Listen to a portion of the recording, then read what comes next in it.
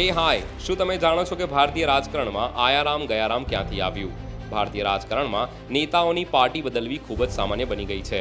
અગાઉ પણ રાજકારણીઓ, ધારાસભ્યો કે સાંસદો માટે આ બહુ મોટી વાત ન હતી અને આજે પણ નથી. આવા નેતાઓ અને ધારાસભ્યોને ટર્ન કોટ કહેવામાં આવે છે. ભારતમાં દળ બદલવાની આવૃત્તિ માટે આયારામ ગયારામનો ઉપયોગ થાય છે. આયારામ ગયારામ વાક્ય કેવી રીતે લોકપ્રિય વાક્ય બન્યું તેની એક ખૂબ જ રસપ્રદ કહાની છે. આયારામ ગયારામની કહાની 1967માં શરૂ થઈ હતી. આ વાક્યને અમર કરનાર વ્યક્તિ ગયાલાલ હતા.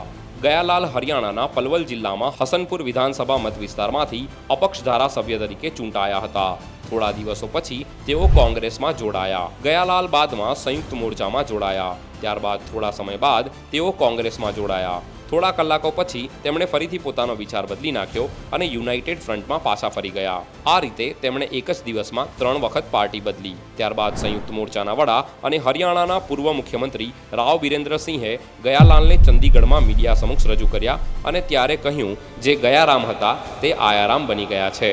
આ ઘટના પછી આયારામ ગયારામ વાક્યનો ઉપયોગ માત્ર ભારતીય રાજકારણમાં જ નહીં, સામાન્ય જીવનમાં પણ પક્ષ બદલનારાઓ માટે થવા લાગ્યો. આવા જ ઇન્ફોર્મેટિવ વિડીયોઝ માટે જોતા રહો વેબ સંકુલ official. Thank you so much. જય હિન્દ, જય ભારત.